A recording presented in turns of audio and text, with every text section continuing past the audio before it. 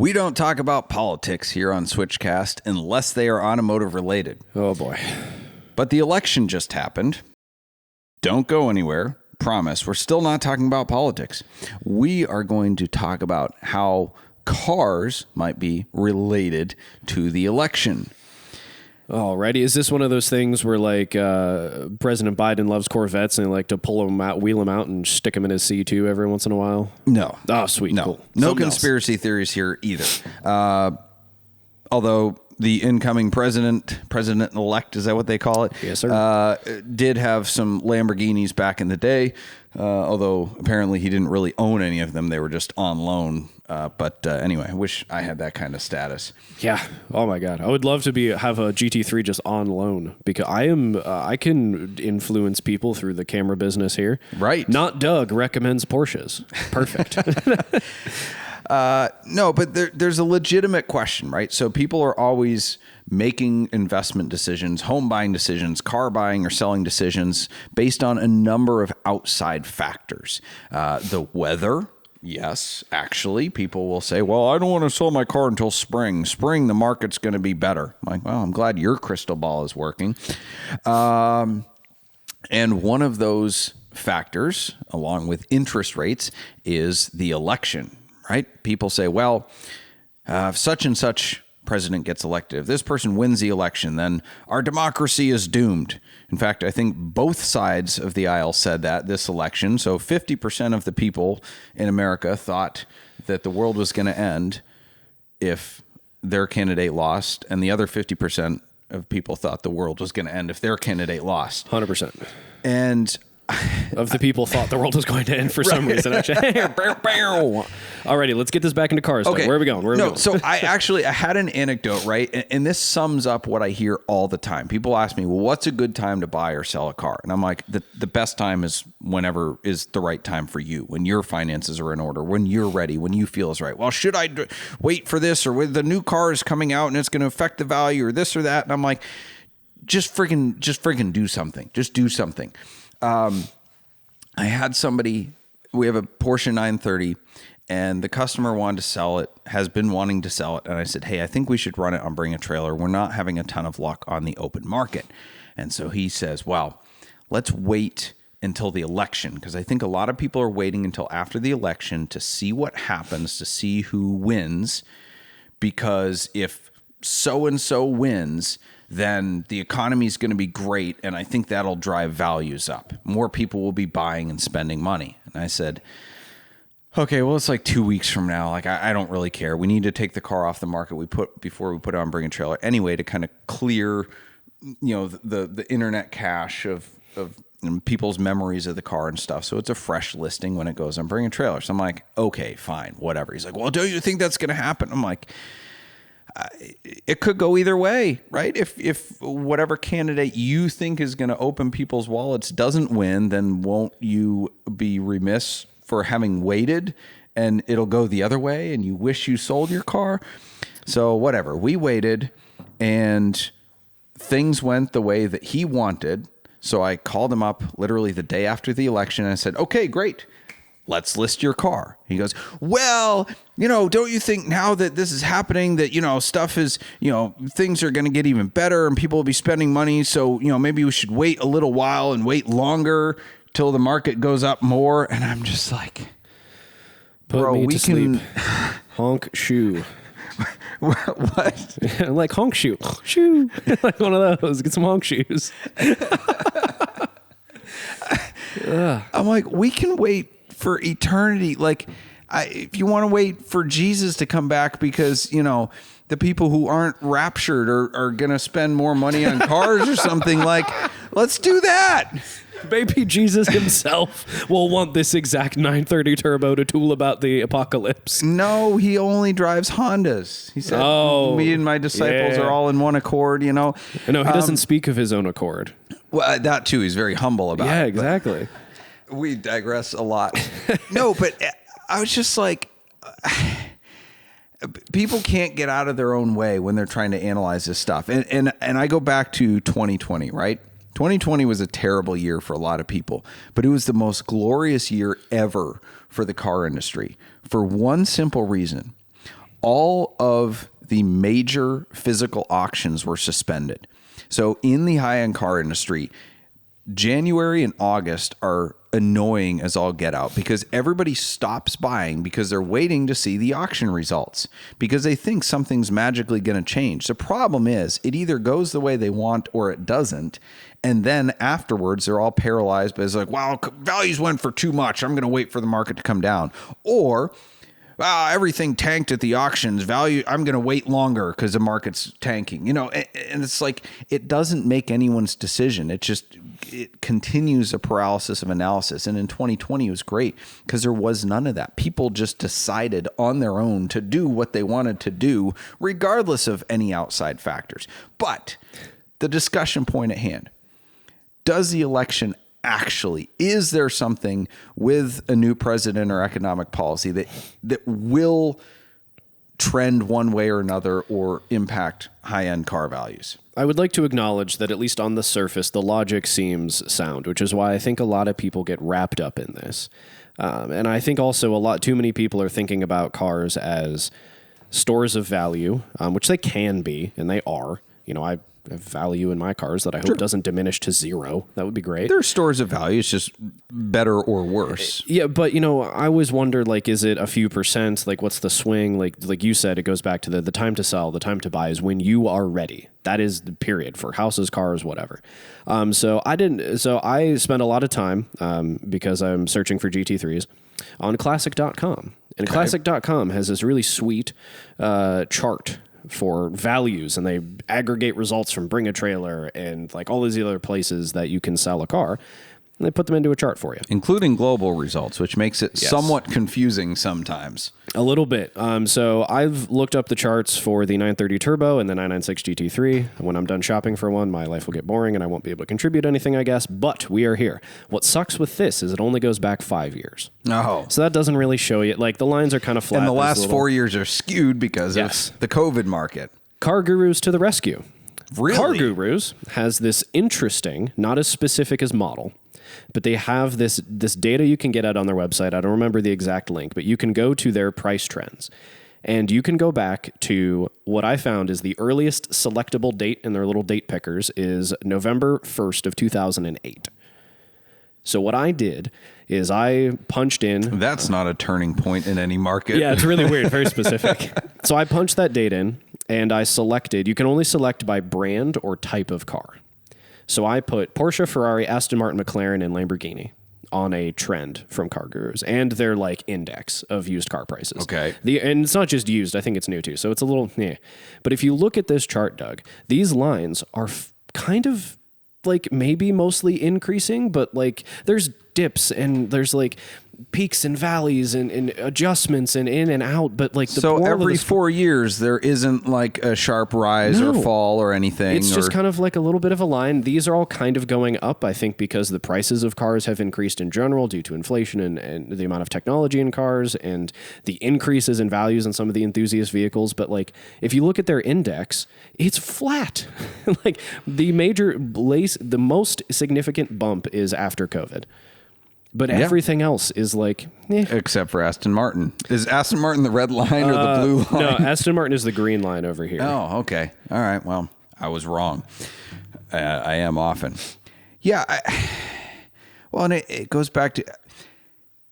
People assume that things are going to be better or worse based on their particular political leanings. And so you literally have half the country thinking the world's going to end now and the other half thinking that it's like... the new coming better. Of Jesus or whatever because of who's going to be in the office, right? But there are economic policies that go along, and not just economic, but environmental policies that go along with certain parties and certain beliefs of certain candidates that I think can affect it long term. Now, I don't know that there's going to be anything drastic, and I don't know that it will really affect used cars that much. If anything, the economic policies that have come about with the last few administrations have been more towards new cars. They are affecting, it's affecting Porsche, right? Porsche is rumoring that the GT3 as a naturally aspirated car is done. all these cafe restrictions and the Euro 7 stuff. You've got turbos, you've got hybrids everywhere. So that is changing what the new car market looks like. But if anything, that's not causing, right? So I would say that the general assumption is, right, that conservative politicians are better for the economy and therefore they're better for like gas guzzling cars and the people that want to have freedom and I want to burn diesel and buy a Hummer and now. all that, right? But if anything, from a collector perspective and a value perspective, the opposite is true, because the more emissions regulations that come out, the more hybrids, the more turbos, the more automatics, because that's better for gas mileage, 13 speed automatic, PDK, whatever, the more the value goes up on older manual V12 naturally aspirated cars. Yes. Because they become more scarce. Well, and I think we've known it, and I think that's part of the driving of some of these prices is these are vehicles that you can't buy anymore. When I was shopping for my 996 7 or 8 years ago, you could get a 993 for like $40,000 in the same condition I bought my car in, and I couldn't stretch that much at that point. I was like, well, that's dumb. I'm going to pay almost twice as much for a worse car. Boy, was I wrong. You trigger the Porsche people. Well, but it's objectively a worse car. You can fight me on that. It's better looking and it's maybe more soulful to drive, but objectively by numbers, it's a worse car.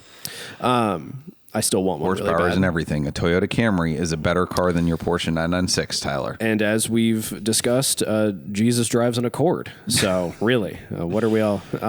But I lost that. Not lost. I've had wonderful experiences in my cars, but if I would have stretched for the 993, it would be worth, who knows? Hold on. Do you think Jesus has a driver's license, or do you think he would have been a sovereign citizen?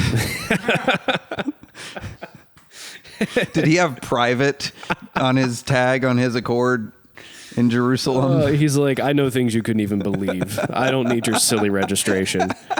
You see... Do you have anything more constructive on the elections? I thought I did, but I think it's all all right, time for the props and flops. Which, as always, is brought to you by Switchcars. Switchcars is the enthusiast dealership where we buy, sell, and consign only cars that we like ourselves. Check out our handpicked inventory at switchcars.com and mention Switchcast for special pricing.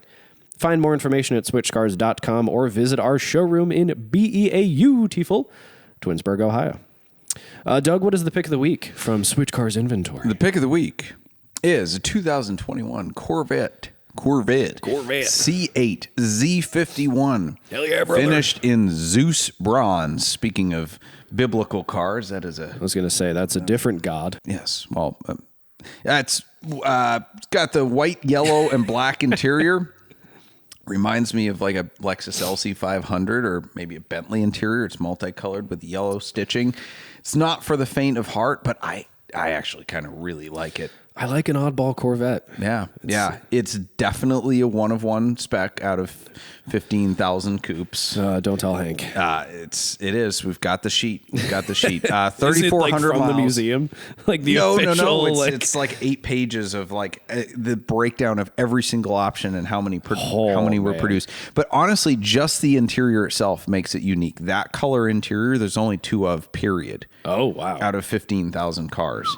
So, or only 2 in the Zeus bronze, but that interior is crazy rare. Some people may say there's a reason for that, but again, in 15 years, it's going to be worth millions. It's a deal, 70 grand for a 21 C8 with a 80, I think it's an 88 window sticker. So, yep. Our flop of the week. Speaking of Hummers and EVs and all that stuff, Hummer EVs is a tip from our friend Austin. They're selling approximately 1,000 of these a month, which actually surprised me that they're selling that many. I can't believe there's 12,000 people in a calendar year that want to plunk down the cash for one of these.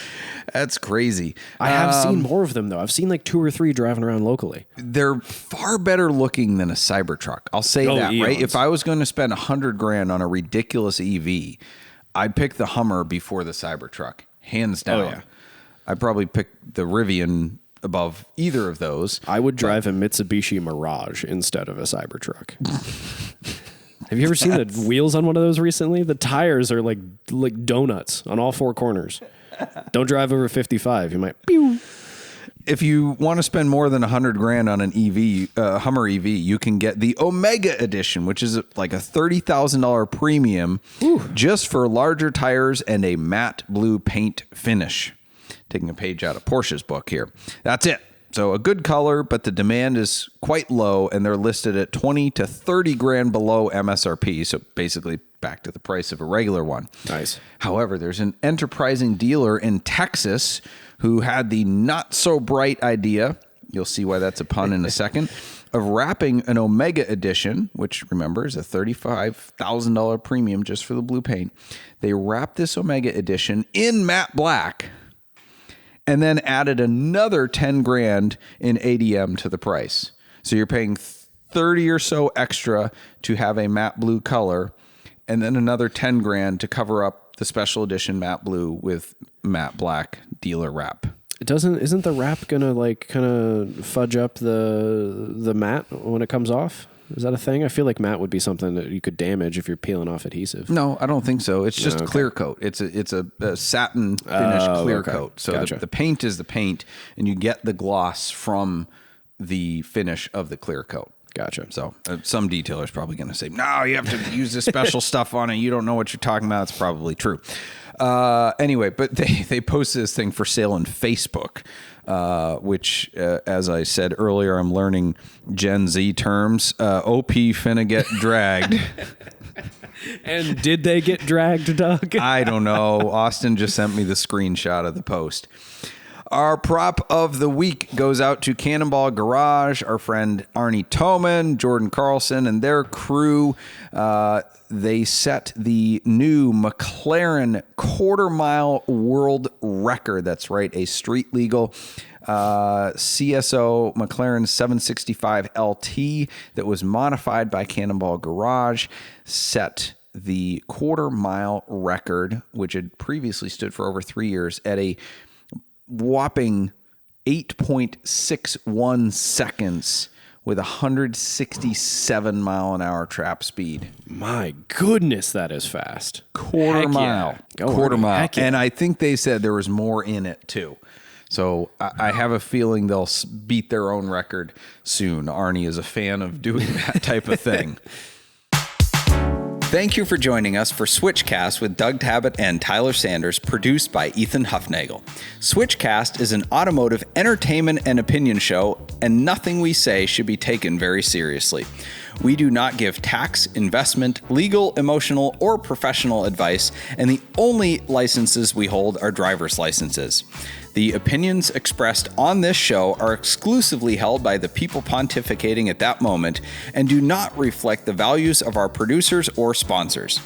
Our theme music is provided by Emily and Ivory. You can stream their full album on Spotify or SoundCloud. If you like this show, you can stream it in its entirety on your favorite audio podcast platform. Check out switchcast.live for more info.